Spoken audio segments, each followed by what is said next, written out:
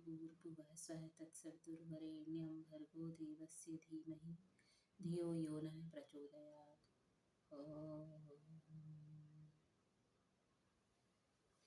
नमस्कार। सामवेद का ये दूसरा वीडियो है, जिसमें पहले वीडियो में हमने बात की थी कि सामवेद क्या है, वेद क्या है, वेद का ज्ञान क्या है और आज के संदर्भ में इसकी उपयोगिता क्या है। इसके अलावा जो भी हमने जाना है वो ये है कि वेद के बारे में कहा जाता है, वेद सबसे पुरातन सबसे प्राचीन ज्ञान है। जब मनुष्य नहीं था वेद तब भी था। इसके बाद जब आप बाकी ग्रंथों को देखते हैं जो कि वेद के बाद में या वेद के बहुत युग युगांतर के बाद में लिखे गए, उनमें आप देखेंगे कि सारा ज्ञान जो वेद में है वो सारा का सारा ज्ञान किसी न किसी रूप में इन ग्रंथों के रूप में और डिटेल में समझाकर लिखा गया है। आज हम गीता पढ़ते हैं। श्रीमद् भगवत गीता के जो श्लोक हैं उनके बारे में खुद भगवान कृष्ण ने कहा है कि ये सब जो मैं तुमको समझा रहा हूँ ये ओरिजिनली वो ज्ञान है जो कि वेदों में निहित है, लेकिन होता यह है समय के साथ में कि वो गूढ़ से गूढ़तम होता चला जाता है। तो आपको सरल करने के लिए समय समय पे उसको ऐसे लोगों की ज़रूरत पड़ती है जिन्होंने उस परंपरा से ज्ञान को अर्जित किया और फिर उसको सरल शब्दों में समझाया। भगवान कृष्ण, दूसरे ऋषि, महर्षि, इन्होंने अपना पूरा जीवन इन्हीं ग्रंथों को समझने में और इनका प्रैक्टिकल वर्ल्ड में लोगों की लाइफ में कैसे हम उसको इम्प्लीमेंट करके कैसे हम उसको अपना के अपनी लाइफ को बेटर बना सकते हैं, उसके ही सारे रास्ते बताए हैं। वेद में कहा गया है नान्यः पंथा विद्यते अयनाय। यदि आपको जीवन जीना है तो वेद में जो मार्ग बताया गया है उसके अलावा और कोई रास्ता नहीं है। वेद का उपग्रहण कैसे किया जाता है? इतिहास और पुराण से। इतिहास पुराणाभ्याम वेदम समुपरहिये। समझना है आपको तो कैसे समझना है? इतिहास और पुराण से। दूसरी इंपॉर्टेंट चीज यहाँ पे ये भी है कि अकेले इतिहास और पुराण नहीं है, आपको वेदांग भी हैं जो कि बताए गए। जैसे आप नाम से जान सकते हैं कि वेद प्लस अंग, वेद का जो अंग है उसको हम वेदांग कहते हैं, जो संख्या में 6 बताए जाते हैं। शिक्षा, कल्प, व्याकरण, निरुक्त, छंद और ज्योतिष। ये सभी की जगह क्या है, इनकी सही क्रम क्या है, इसको समझने के लिए आपको कई श्लोक्स मिल जाएंगे जिसमें ये क्लियरली मेंशन है कि व्याकरण वेदों का मुख है या छंद जो है वो पैर है। जब आप इनको अच्छे से समझेंगे तो आपको पता चलेगा कि हर एक चीज जो भी आपको वैदिक परंपरा में दिखती है वो सारी की सारी चीजों का अपनी एक जगह है, क्रम है। वेद के ऊपर कोई भी चीज नहीं जा सकती। क्यों नहीं जा सकती? क्योंकि वेद के आने के बाद बाकी का सारा ज्ञान है जो कि बनाया गया है, उसी से लिया गया है, अलग अलग कॉन्टेक्स्ट में, अलग अलग संदर्भ में। इस परंपरा में जब आप देखेंगे तो सामवेद के भाष्यकार आपको समय समय पे बहुत सारे मिलेंगे। चतुर्वेद भाष्यकार हैं जो कि लोगों ने किया है।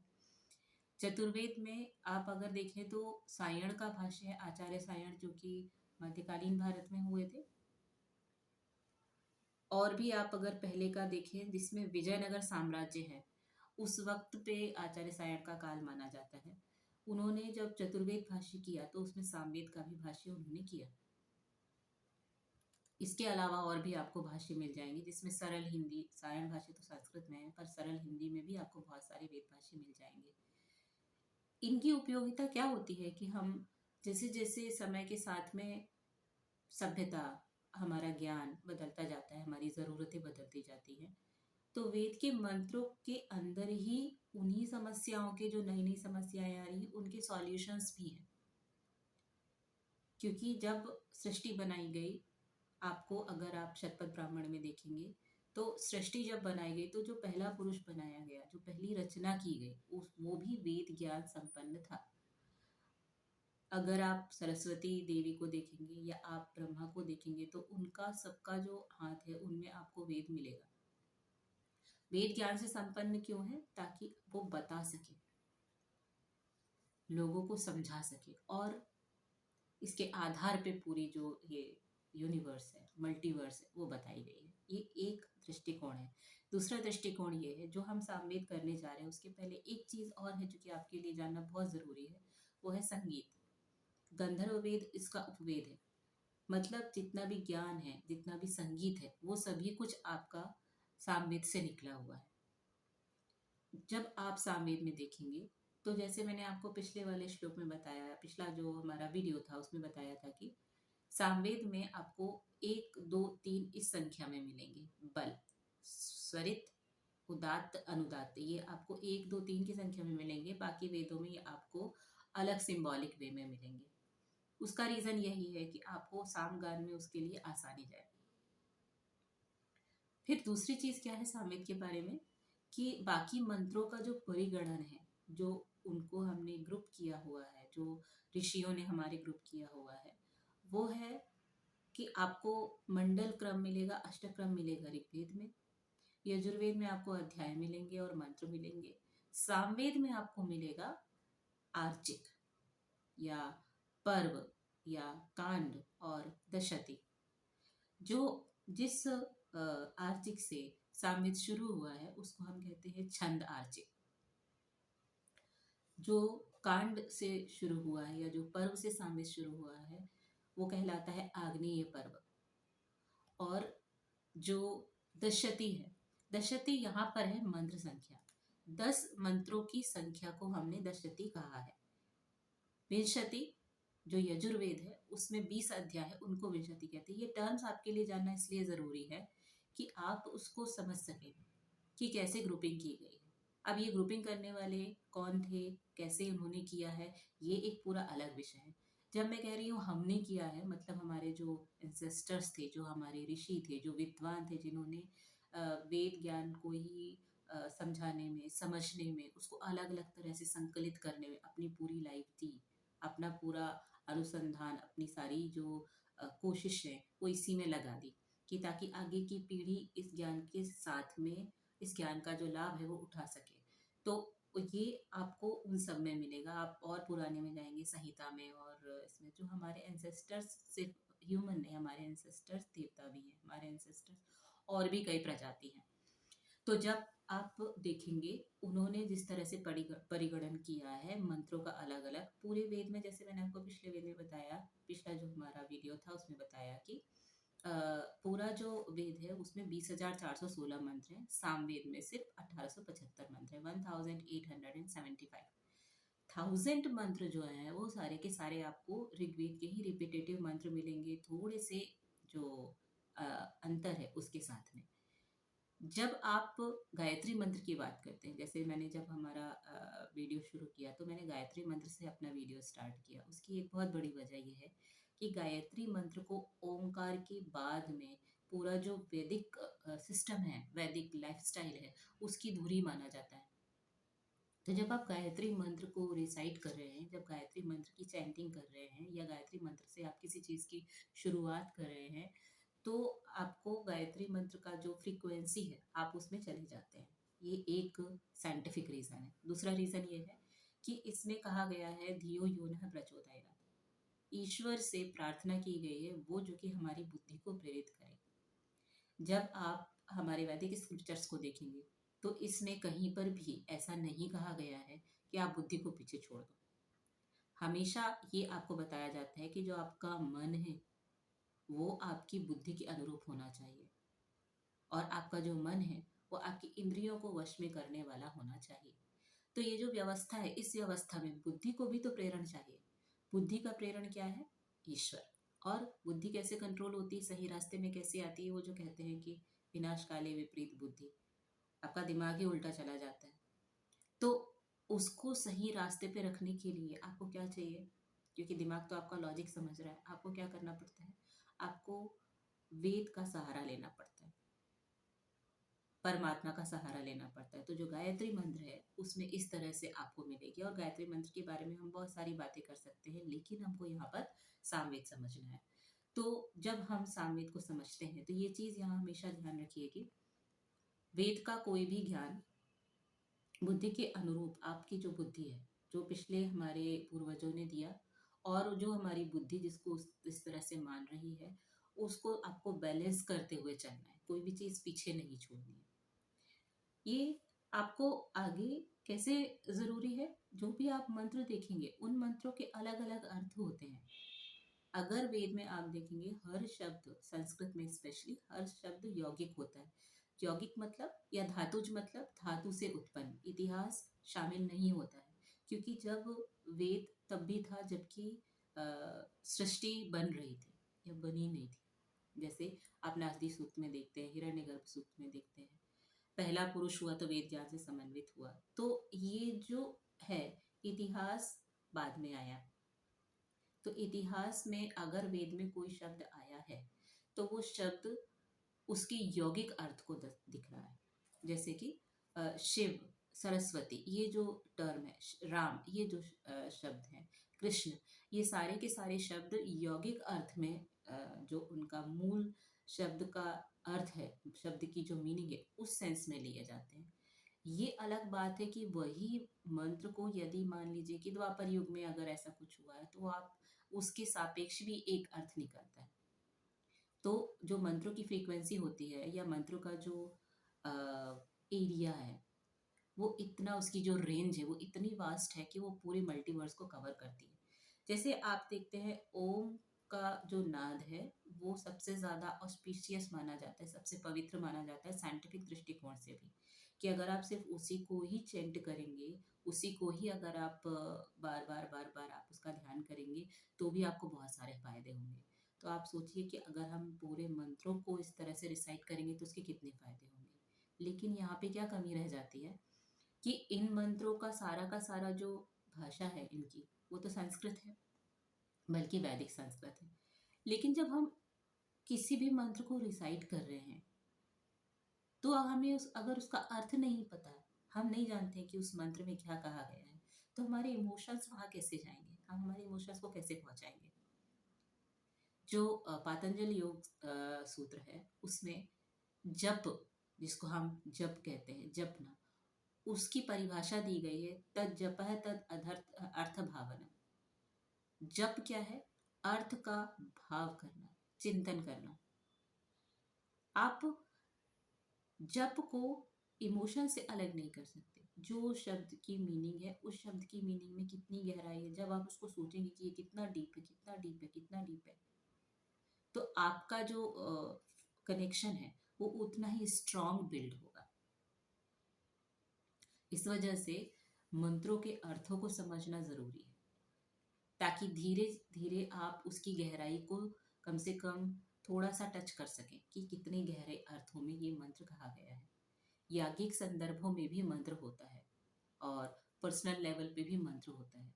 एक अनुसंधान ये भी कहता है कि अगर आप डेली सुबह वेद पाठ करेंगे, और अगर आप वेद के पहले मंत्र से शुरू करेंगे और आप कंटिन्यू रखेंगे उसको, बीच में उसका ब्रेक तोड़ेंगे नहीं, तो आपको आपकी डेली या आपकी लाइफ के जो भी फेजेस या प्रॉब्लम चल रहे हैं उसके सॉल्यूशंस भी उसमें मिलेंगे।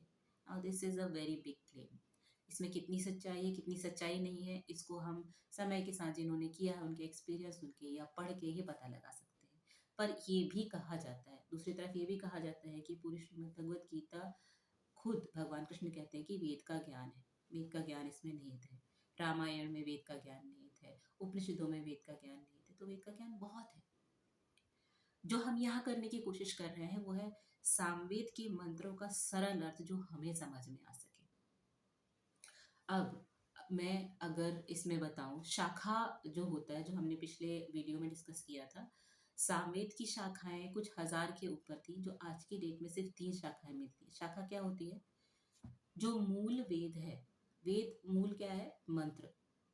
मंत्र का कोई भी भाष्य, जरा सा भी डिटेल जो है, उसको हम वेद नहीं कहते, उसको हम वेद भाष्य कहते हैं। तो जो शाखा है, अलग अलग परंपराओं से आई है। ये वेद नहीं होती है, ये वेद का पहला भाष्य कहलाती है। आज के समय में सामवेद की 3 शाखाएं हैं जो कि अवेलेबल है, कौथुम, रामायणी और जैमिनी। इसके अलावा भी बहुत सारी शाखाएं हैं। फिर ब्राह्मण ग्रंथ है, फिर आरण्यक है, उपनिषद है। ये सभी के सभी उसी परंपरा में हर वेद के हिसाब से अलग अलग चलते हैं। गांधर्व वेद तो वेद है ही। तो जब आप सामवेद का अध्ययन करेंगे तो समय समय पे जहाँ जहाँ जिस भी ग्रंथ की जरूरत पड़ेगी हम उसको साथ में लेते चले जाएंगे, ताकि आपको उसका अर्थ और उसकी गहराई समझ में आ सके। प्लस आपको बाकी तीनों वेदों से भी उसको कनेक्ट करके चलना पड़ेगा। तो क्या होगा कि हम सिर्फ एक चैप्टर पढ़ के कोई बुक को नहीं समझ सकते, हमें पूरी बुक ही प्रॉपरली समझनी पड़ेगी। क्यों वो तीसरे क्रम में है, क्यों वो कहीं और नहीं रखा गया, और भी कई सारे लॉजिकल क्वेश्चंस रेज होते हैं जिसके की आंसर हम इवेंचुअली इसमें हम पाएंगे। तो मैं पहले मंत्र से शुरू कर रही हूँ। अगेन मैं आपको यहाँ बताऊं कि जो आर्चिक है, जैसे मैंने आपको बताया कि आर्चिक है सामवेद में, तो ये जो पहला आर्चिक है ये छंद आर्चिक। इसमें जो पर्व या कांड जो है वो है आग्नेय पर्व, आग्नेय कांड। और जो प्रपाठक है वो भी प्रथम है, दशती भी प्रथम है। पहला मंत्र है जो कि सामवेद का कहता है, ओम अग्न आया ही वीतिये गृणानो हव्य दातये निहोता सत्सी बर्हिषि। पदन्वय समझेंगे। पदन्वय क्या है? पहले जब आप मैन्युस्क्रिप्ट देखेंगे तो संस्कृत में स्पेसेस नहीं होते थे। जैसे हम लिखते हैं मैं स्पेस, जा स्पेस, रहा स्पेस, हूँ, ये नहीं होता था।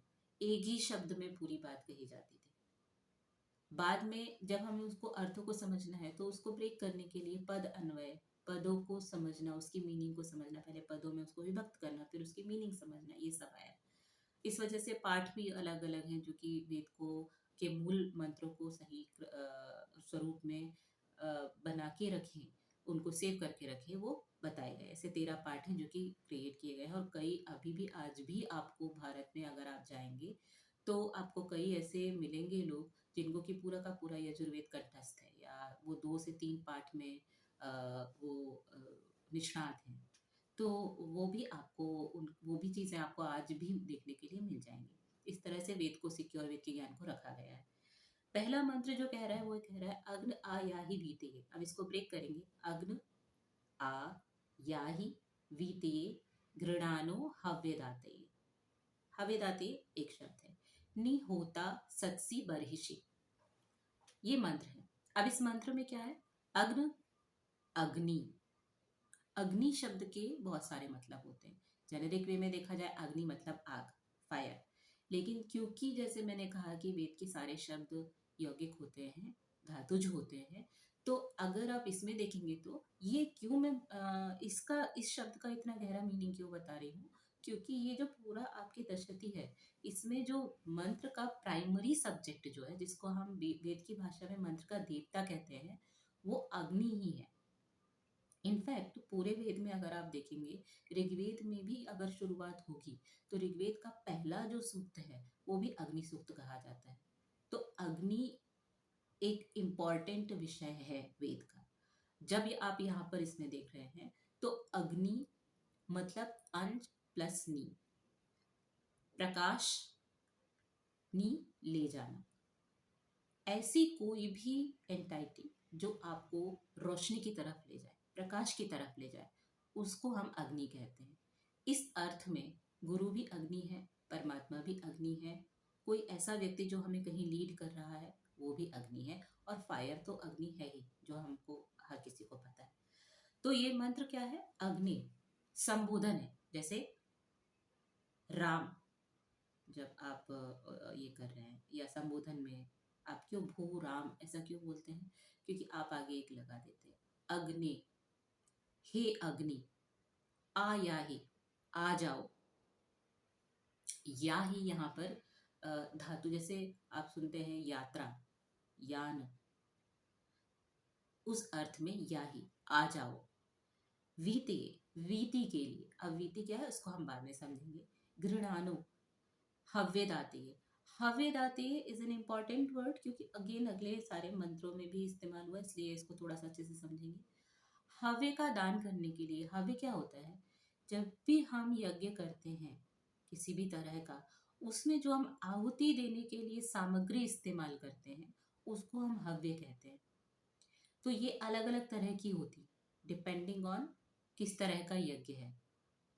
फिर यज्ञ भी कई तरह के होते हैं। तो यहाँ पे अभी आप हव्य को समझेंगे, जो भी हमने सामग्री, हवन सामग्री जो भी है, हवन सामग्री हव्य को देने के लिए हव्य दाती है। फिर नि होता सत्सी बरिशी, अब यहाँ पर नि सत्सी है, बरिशी यज्ञ में, बरिशी के और भी अर्थ होते हैं पर यहाँ पर यज्ञ में हम अर्थ लेंगे। नि सत्सी आसीन हो, बैठो, जैसे हम बोलते हैं सिद्ध, सीद, वैसे निसत्सी। ये अग्नि को संबोधित करके मंत्र कहा गया है। इसको वापस एक बार देखेंगे। अग्न आया ही बीतिये, गृणानो हव्य दाती, नि होता सत्सी बहिषी।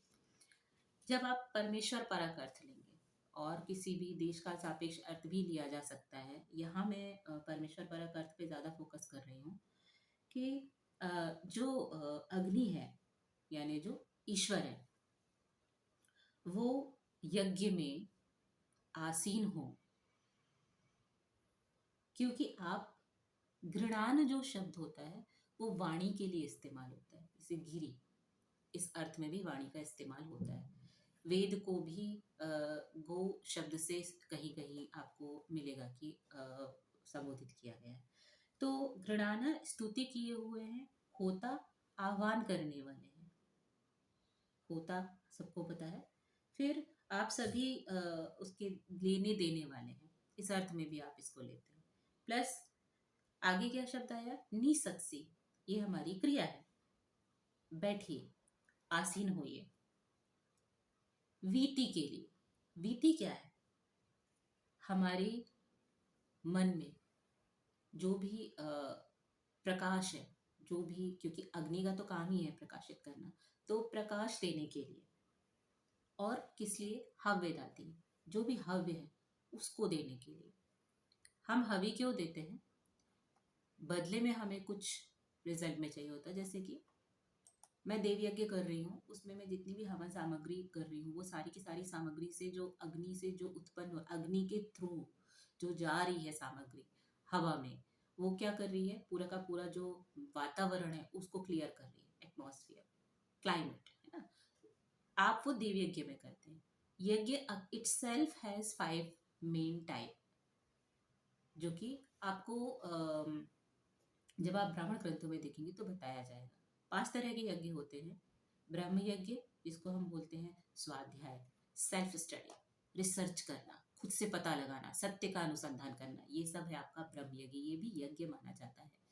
दूसरा देव यज्ञ, जो जिससे हम सभी परिचित हैं, देवों का यज्ञ, जो देवताओं को हम करते हैं, एक स्पेसिफिक काम के लिए भी करते हैं। फिर तीसरा होता है पितृयज्ञ, जो हम हमारे पूर्वजों के लिए जो भी हमारे कर्तव्य पालन करते हैं उसको भी यज्ञ में कंसीडर किया जाता है हमारे ग्रंथों में। फिर चौथा हो गया नृयज्ञ। नृयज्ञ कहलाता है जब हमारे घर में कोई अतिथि आए तो उसका जो हम सत्कार कर रहे हैं, जो कि वैदिक परंपरा में एक बहुत इंपॉर्टेंट चीज़ है। इसलिए जब आप देखते हैं कि इसी वजह से हमारे यहाँ ये नारा दिया जाता है, कई शास्त्रों में ये कहा जाता है कि अतिथि देवो भव। अतिथि को हमारे यहाँ पर लाइबिलिटी की तरह नहीं लिया जाता है, उसका आना शुभ माना जाता है और उसका सत्कार करना कर्तव्य माना जाता है। ये आप कई घटनाओं में देखेंगे हमारे शास्त्रों में। फिर होता है नेक्स्ट भूत यज्ञ। भूत का मतलब होता है प्राणी। पूरे संसार के प्राणियों के लिए आप जो भी करते हैं, उनकी भलाई के लिए आप जो भी करते हैं वो भी यज्ञ कहलाता है। अदर देन दैट, ब्राह्मण ग्रंथ एक और तरह की यज्ञ की बात करते हैं जिसको हम बोलते हैं यज्ञो वै श्रेष्ठतमम कर्म। कोई भी श्रेष्ठतम कर्म यज्ञ है। श्रेष्ठतम कर्म मतलब किसी भी तरह का, किसी भी सिचुएशन में वटेवर बेस्ट जो कि किया जाना चाहिए, यदि आप वो करते हैं तो वो यज्ञ है। इस यज्ञ में भी समिधा लगती है, इसमें भी हवन लगता है। क्या लगता है, किसी सिचुएशन में आप हैं, आपको आपके इमोशंस, आपकी भावनाओं से स्ट्रगल करना होता है, जो आपको चाहिए उस कंफर्ट से, जहाँ आप हैं उस कंफर्ट से स्ट्रगल करके आप वहाँ पहुँचते हैं जो कि आपको करना चाहिए। वो इस स्थिति में यही बेस्ट है, ये जो हम बोलते हैं। तो आपको वो, जब आप वो कर रहे होते हैं तो वो भी यज्ञ है। अगर आप एक तरह से देखा जाए तो ईश्वर की उपासना करना इतना भी कठिन नहीं है। हर वक्त हाथ जोड़ के आप सिर्फ अगर बैठे हैं, इसकी वजह ईश्वर ने कहा है कि आप जो भी कर रहे हैं, आप अगर उसको करने का इंटेंशन बदल देंगे तो वो भी मेरी उपासना है। क्योंकि अगर मैं तुम्हारे अंदर हूँ तो मैं सारे प्राणियों के भी अंदर हूँ। तो अगर तुम दूसरे के लिए या इवन अपने लिए भी कुछ अच्छा कर रहे हो जो बेस्ट है, तो तुम एक तरह से मेरी ही उपासना कर रहे हो। अब ये है एक अलग लॉजिक। मंत्र एक बार फिर से देखेंगे। अग्न आया ही बीतिए, घृणानु हव्यदातिये, निहोता सत्सी बरहिषि। अग्नि आ जाओ वीति के लिए, प्रकाश करने के लिए, घृणानु स्तुति किए हुए, हव्यदातिये हव्य के दान के लिए, निहोता सत्सी बरहिषि यज्ञ में आसीन हो, होता हो, होता हो देने वाले हो। ये हमारा पहला मंत्र है, जिस मंत्र में आपको, जो आपका हर एक वेद का मंत्र है, उसमें हर एक मंत्र के साथ में आपको कुछ चीजें बहुत कॉमन मिलेंगी, मेंशन्ड मिलेंगी। वो है उस मंत्र का ऋषि, उस मंत्र का देवता और उस मंत्र का छंद। छंद जैसे मैंने आपको वेदांग में बताया कि इंपॉर्टेंट पार्ट है, तो आप यहाँ देखेंगे तो हर एक मंत्र में आपको छंद मिलेंगे। देवता होता है किसी भी मंत्र का प्राइमरी सब्जेक्ट, जैसे मैंने आपको पहले बताया। ये वो सेलेस्टियल बीइंग देवता जो स्वर्ग में रहते हैं वो नहीं है। ये इसका मतलब होता है उस मंत्र का प्रमुख विषय क्या है। अगर आप देखेंगे तो पहले वाले मंत्र का प्रमुख विषय अग्नि ही है, क्योंकि अग्नि से ही बात हो रही है। फिर जो ऋषि है, ऋषि उस मंत्र का दृष्टा है। ग्रंथों में आप देखेंगे ऋषियों मंत्र दृष्टार है। जो ऋषि हैं वो मंत्र के दृष्टा हैं, उन्होंने मंत्रों को देखा है। दूसरी परिभाषा ऋषि की है साक्षात्कृत धर्माण ऋषियो बहु, जिन्होंने धर्म का साक्षात्कार किया वो ऋषि हुए। इस पूरे सेंस में अगर आप देखेंगे तो इस मंत्र के जो ऋषि हैं वो भरद्वाज हैं। भरद्वाज ने ये मंत्र को देखा था। इनकी साक्षी भी होती है, आगे जाएंगे तो आप ऋषिकाएं भी होती है, अगर वो धीरे धीरे धीरे धीरे हम उन सारी चीजों को समझेंगे। तो ये है पहला मंत्र जिसमें अग्नि की स्तुति की गई है। दूसरे मंत्र में वही स्थिति कंटिन्यू है। सरल अर्थ को समझने का एक ये बेनिफिट होता है कि आप एक एट ए ग्लांस पूरी चीजों को देख सकते हैं। मान लीजिए कि इतने ज्ञान को हम 2 घंटे 3 घंटे लगा दें, दिनों लगा दें, सालों लगा दें, तो भी एक मंत्र का ज्ञान खत्म नहीं होगा। आप उसको और गहराई से भी समझ सकते हैं, क्योंकि एक ही शब्द की बहुत मीनिंग है। उसको अलग अलग तरह से समझा जा सकता है, अलग अलग सिचुएशन में। जैसे कहा गया है कि वेद को समझना चाहिए इतिहास और पुराण में। अगर पुराणों की घटना उठा ली, इतिहास की घटना उठा ली, तो एंडलेस है, फिर कभी खत्म नहीं होने वाला। लेकिन अगर आप संक्षिप्त में समझ रहे हैं एट ए ग्लांस, तो क्या होगा, एक मंत्र का दूसरे मंत्र से कनेक्शन आप समझ पाएंगे, जो कि आपको ये समझाएगा कि उसी सूक्त में इतने सारे मंत्र क्यों रखे गए, वो 10 मंत्र एक के बाद एक ही क्यों रखे गए, उनको क्रम को इधर उधर क्यों नहीं किया गया। ये सारी चीजें भी हमें समझ में आने लगेंगी। दूसरा मंत्र देखते हैं, जिसके कि ऋषि, देवता और छंद सेम है। मतलब छंद गायत्री है, ऋषि भरद्वाज है और देवता अगेन अग्नि है। अग्नि से ही बात हो रही है। त्वम अग्ने यज्ञानां होता विश्वेषां हितः, देवेभिः मानुषे जनि। त्वम, तुम। अगर आप बेसिक संस्कृत समझते हैं, आपको स्कूल में आपने पढ़ी है अगर, तो त्वम मतलब तुम, यू सेकंड पर्सन के लिए हो रहा। हम अब अग्नि से बात कर रहे हैं जैसे हम पहले कर रहे थे। आगे हम उनको डायरेक्टली संबोधित कर रहे हैं। ईश्वर परक अर्थ में हम ईश्वर से बात कर रहे हैं। त्वम अग्नि यज्ञानाम होता विश्वेषाम हितः। तुम अग्नि यज्ञानाम होता, यज्ञों के होता, समस्त विश्वेषाम समस्त, सभी सकल, विश्वेषाम विश्व, जैसे हम संसार को भी विश्व बोलते हैं, विश्वेषाम समस्त में, हितः स्थित, देवे भी मानुष्य जने, देवों के द्वारा। देखिए देवे भी, तृतीया विभक्ति बहुवचन, मानुषे जने, मानुषे और जने एक साथ आएगा, मानुषों में, जनों में, मनुष्यों में, जनों में। अब अगर इसका हम एक एक पद का अर्थ वापस समझेंगे तो ये कैसे होगा। त्वम अग्नि, तुम हे अग्नि, यज्ञों के होता, सभी जगह पर स्थित, देवों के द्वारा मनुष्य जन्मे। अब अग्नि सभी जगह स्थित है, मतलब ईश्वर सभी जगह स्थित है। कैसे? देवों के द्वारा मनुष्यों में। अगर आप ग्रंथों में देखेंगे तो मनुष्य और देवता दो अलग अलग स्पीसीज है, बट ऐसा नहीं है कि आप ग्रोथ करके देवता नहीं बन सकते, क्योंकि कई ऐसे हुए हैं हमारे शास्त्रों में जिन्होंने अपने अच्छे कामों से अपने आप को मनुष्य रहते हुए भी देवता बनाया, क्योंकि देवता बनना इतना कठिन काम नहीं होता है, कुछ खास फीचर्स होते हैं। जब आप यहाँ देखेंगे तो इस सेंस में ये आ जाएगा। दूसरा, देव का एक और अर्थ होता है जिसको हम बोलते हैं दिव्य कर्म करने वाला। कोई भी व्यक्ति जो कि डिवाइन कर्म करने लगे। डिवाइन कर्म क्या होते हैं? जो भी आपके काम हैं, जिस भी तरह के आपके चॉइसेस हैं, आप उनको अपना जो पर्पस है, इंटेंशन जो है, वो विश्व कल्याण रखते हैं, तो आपका वही कर्म दिव्य कर्म हो जाता है। हमारे जो लीडर्स हुए हैं जिनको हम भगवान बोलते हैं, उन्होंने कुछ अलग नहीं किया है। उन्होंने सिर्फ ये किया है कि वो वही जिंदगी जी रहे थे, वही लाइफ जी रहे थे, वही परिस्थितियां उनकी लाइफ में भी आ रही थी, लेकिन उनका करने का इंटेंशन बदल गया था। तो इंटेंशन बदलने से उनका वही काम क्या हो गया? दिव्य हो गया। और इंटेंशन बदलने से दूसरों का वही काम क्या हो गया? हेय हो गया, घृणित हो गया। इंटेंशन बहुत बहुत बहुत मैटर करता है। तो हमारा पहला मंत्र बोल रहा है कि अग्नि बैठिए यज्ञ में। दूसरा मंत्र क्या बोल रहा है? रीजन क्या है, क्यों बोला बैठने के लिए? तुम यज्ञों के होता हो, तुम सभी जगह स्थित हो। कैसे स्थित हो? क्या कनेक्शन है? देवों के द्वारा मनुष्य में। यह हमारा दूसरा मंत्र है परमेश्वर परक अर्थ में। तीसरा मंत्र, अग्निम दूतम वृणीमहे होतारम विश्ववेदसम अस्य यज्ञस्य सुक्रतुम। ये आपको मंत्र ऋग्वेद में भी मिलेगा, और भी पहले वाला मंत्र भी ऋग्वेद में मिल जाएगा। अग्निम दूतम वृणीमहे, यहाँ इस मंत्र की भाषा चेंज हो गई है। देखिए, पहले दो मंत्रों में अग्नि अग्नि बात हो रही है अग्नि से, इसमें अब हम अग्नि के बारे में बात जरूर कर रहे हैं, मगर हम थर्ड पर्सन की तरह बात कर रहे हैं। अग्नि को दूत चुनता हूँ, दो में रीजन दिए।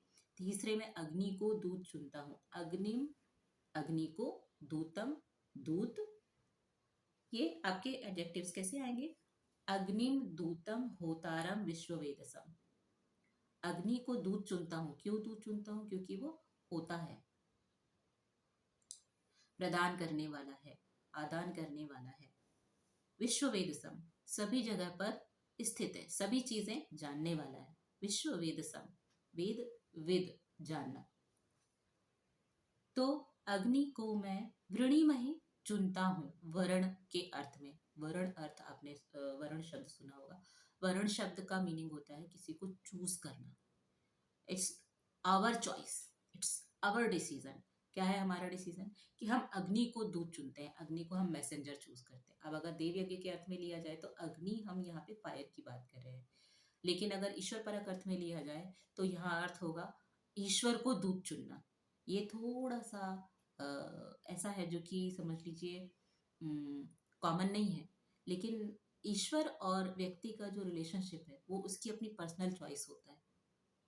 जहां तक आप ईश्वर की बात करते हैं, उसने कभी आपको ये नहीं बोला है कि आप मेरे से बराबरी से लड़ नहीं सकते या मेरे से अपना अधिकार नहीं पा सकते। ऐसा कुछ भी नहीं है, क्योंकि जो पूरी व्यवस्था है वो साफ साफ ये दर्शाती है कि आप ईश्वर से बराबरी का एक रिश्ता रखते हैं।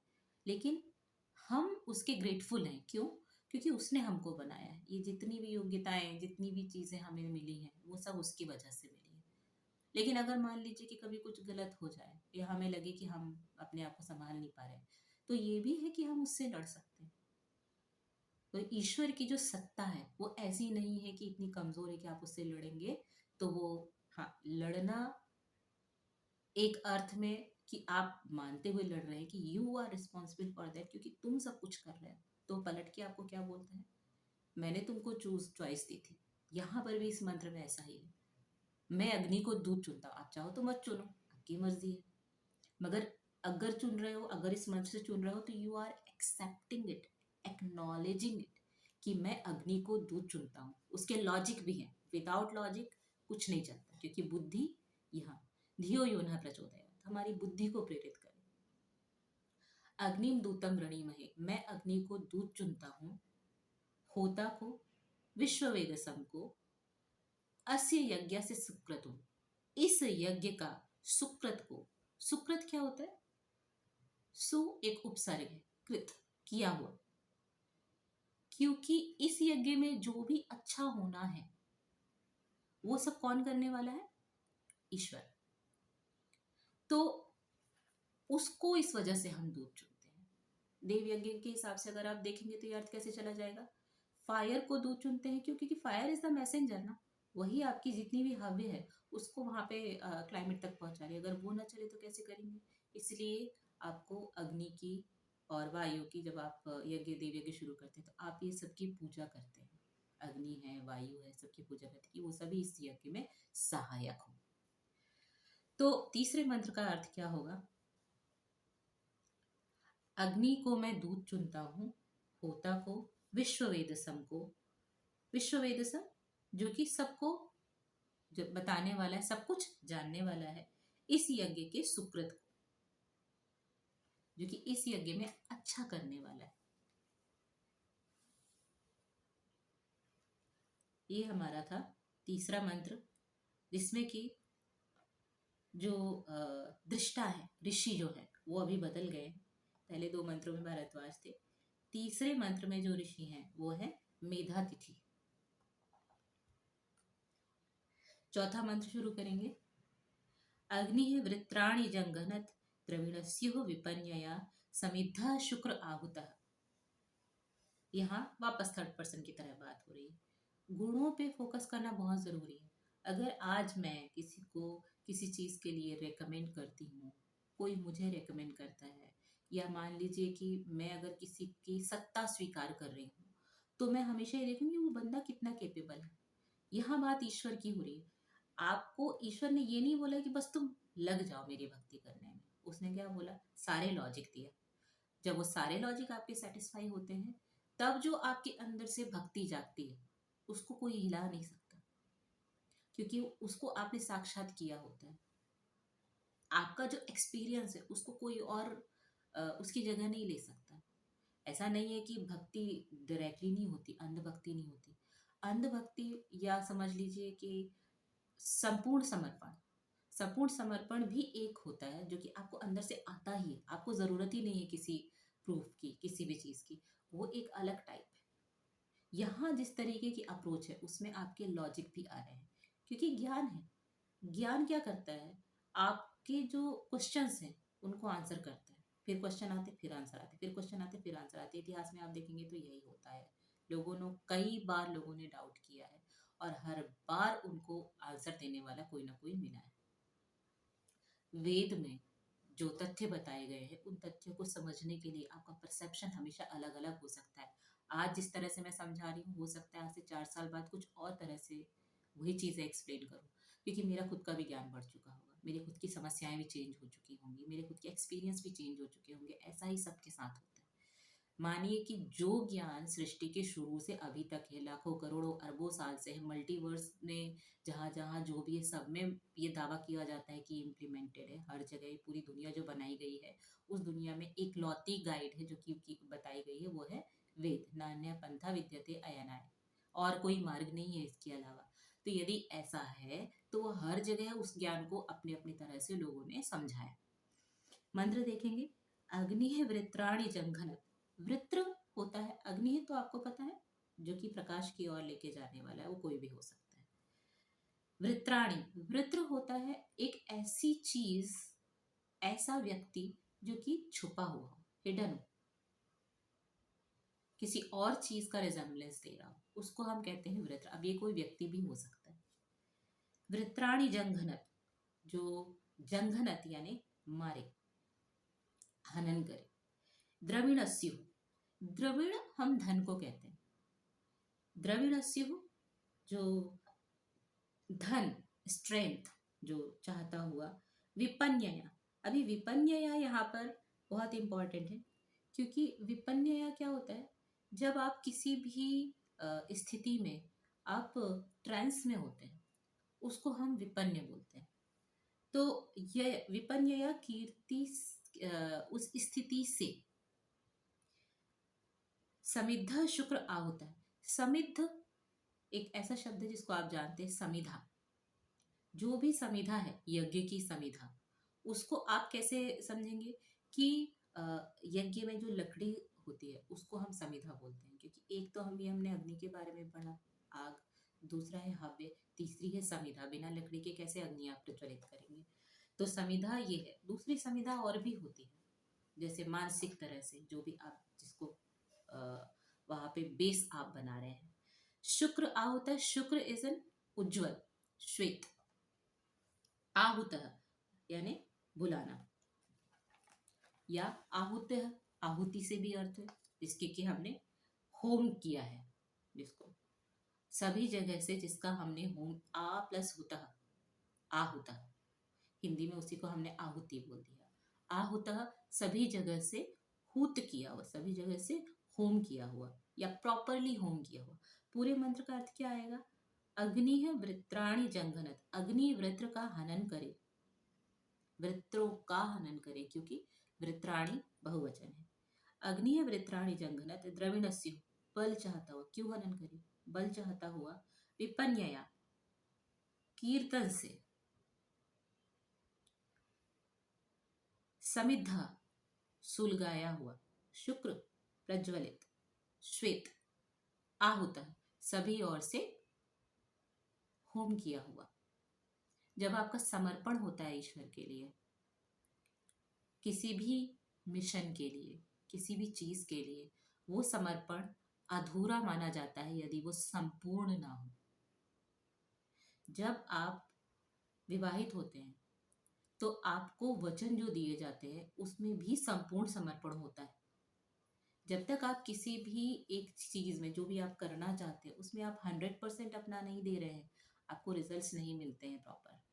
लेकिन जब जैसे ही आपने 100% दिया, जहाँ जितना बैलेंस है प्रॉपर आपने किया, आपको रिजल्ट तुरंत मिलने स्टार्ट हो जाते हैं। अगेन ये भी एक यज्ञ है, क्योंकि यज्ञ हुआ श्रेष्ठतम कर्म के हिसाब से, तो वो भी यज्ञ हो गया। तो उस सेंस में अगर आप देखेंगे तो यहाँ समिधा कुछ और हो जाएगी, पर ईश्वर तो वहां भी है।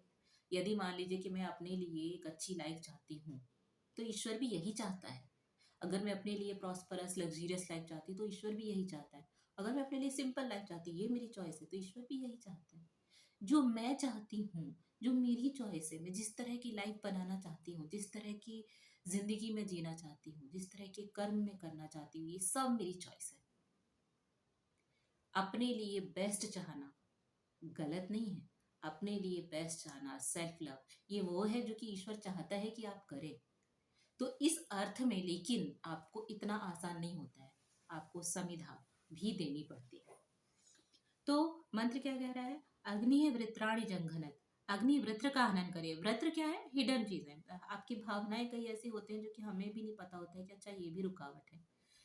तो जब आप देव यज्ञ कर रहे हैं तो वृत्रों का हनन करें, मतलब वो सारी चीजें, अभी अगर मैं इसको थोड़ा सा सरल करके समझाऊं तो जब आप क्लाइमेट में सारी चीजें जाती तो कैसे जाती हैं? जितने भी जर्म्स होते हैं वो आपको दिखाई नहीं देते हैं, मगर जब जैसे ही आपने अग्नि जलाई तो ऊपर क्या होता है?